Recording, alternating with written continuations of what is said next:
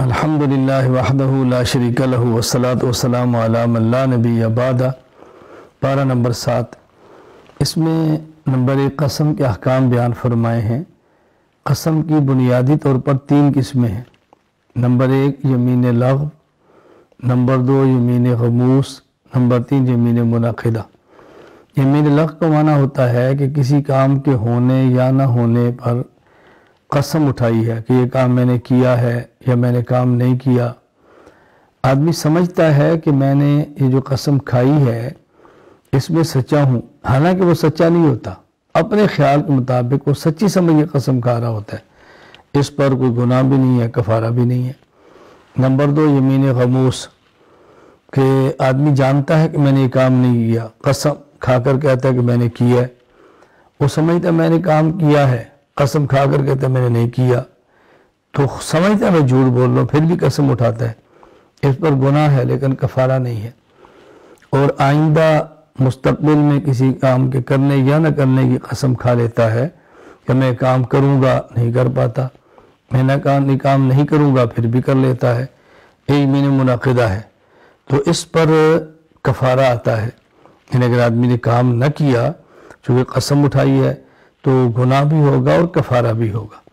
یہ 3 قسم کی قسموں کا اللہ تعالیٰ نے حکم بیان فرمایا ہے۔ 3 قسم کی قسمیں ہیں بنیادی طور پہ، تو قسم کے متعلقہ کچھ چیزیں یہاں بیان فرمائی ہیں۔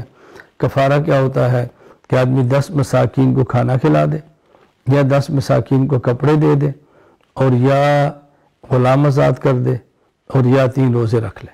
پھر پارہ نمبر 7 میں مائدہ دسترخوان کا ذکر ہے۔ حضرت عیسیٰ علیہ السلام نے اپنی قوم کے مطالبے پر اللہ تعالیٰ سے دعا مانگی۔ اللہ تعالیٰ نے پھر وعدہ فرمایا کہ ٹھیک ہے ہم دسترخوان اتاریں گے، لیکن اگر اس کے باوجود بھی کوئی نہ مانا تو ہم بہت سخت عذاب دیں گے۔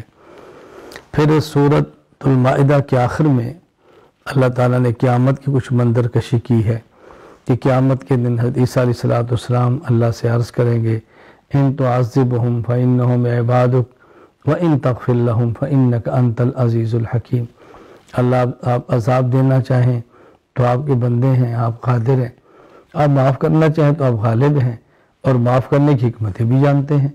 تو اللہ تعالیٰ نے فرمایا کہ عیسیٰ یہ وہ دن ہے کہ جہاں ہر شخص کی سچائی ہی کام آئے گی، سچوں کو نجات ملے گی اور جھوٹے تباہ ہو جائیں گے۔ اللہ تعالیٰ ہمیں سچائی کا ساتھ دینے کی توفیق دے اور جھوٹ سے بچنے کی توفیق عطا فرمائے۔ آگے سورہ انعام کہتے ہیں چوپائے، مویشی، جانور۔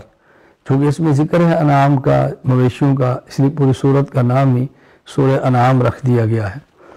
اس سورت میں مشرکین کے غلط عقائد کی بڑی کھل کر تردید کی ہے، مشرکین کے غلط نظریات کی تردید کی ہے۔ پھر اس سورت میں توحید اور اللہ تعالیٰ کی قدرت پہ دلائل دیے ہیں، اور دلائل دے کے مشرکین کا رد کیا ہے، اور اللہ کی قدرت کے دلائل دے کے مشرکین پر حجت تام کی ہے۔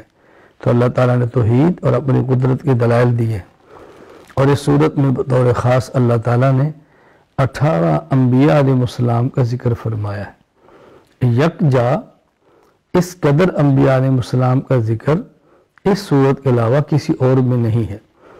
حضرت ابراہیم، حضرت اسحاق، حضرت یعقوب، حضرت نوح، حضرت داؤد، حضرت سلیمان، حضرت ایوب، حضرت یوسف، حضرت موسیٰ، حضرت ہارون، حضرت زکریا، حضرت یحییٰ، حضرت عیسیٰ، حضرت الیاس، حضرت اسماعیل، حضرت یسع، حضرت یونس، حضرت لوط علیہم السلام۔ اللہ تعالیٰ نے ایک صورت میں 18 انبیاء علیہ السلام کا ذکر فرمایا ہے، اور حکم دیا گیا ہے کہ ان کے نقش قدم پر چلو، ان کی ہدایات پر عمل کرو۔ اس کا معنی یہ ہوتا ہے کہ انبیاء تمام کے درمیان قدر مشترک عقیدہ توحید ہے، عقیدہ رسالت ہے، عقیدہ قیامت ہے، اور تمام کے درمیان اللہ تعالیٰ کی عبادت، صداقت، دیانت، سچائی، دفاع عہد، حقوق کی ادائیگی، یہ قدر مشترک ہے۔ تمام انبیاء علیہ السلام کے درمیان اگرچہ احکام کی تفصیل تبدیل ہوتی رہتی ہے، تو حکم ہے کہ ہم تمام انبیاء علیہ السلام کی اتباع کریں، یعنی جو قدر مشترک چیزیں ہیں سب انبیاء کے درمیان ہیں، تو ان کو ماننا چاہیے۔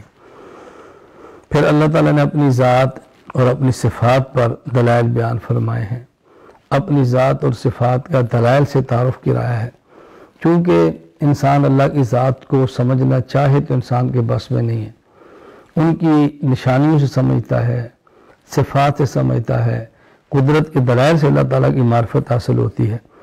اور مومن اور کافر کے درمیان اللہ تعالیٰ نے ایک بنیادی فرق بیان فرمایا ہے کہ مومن میں ہر چیز میں اللہ کی نشانی کو دیکھتا ہے، ہر چیز میں اللہ کی قدرت کو دیکھتا ہے، اور کفار تمام اشیاء میں اللہ کی قدرت نہیں دیکھتے، اسباب کو دیکھتے ہیں۔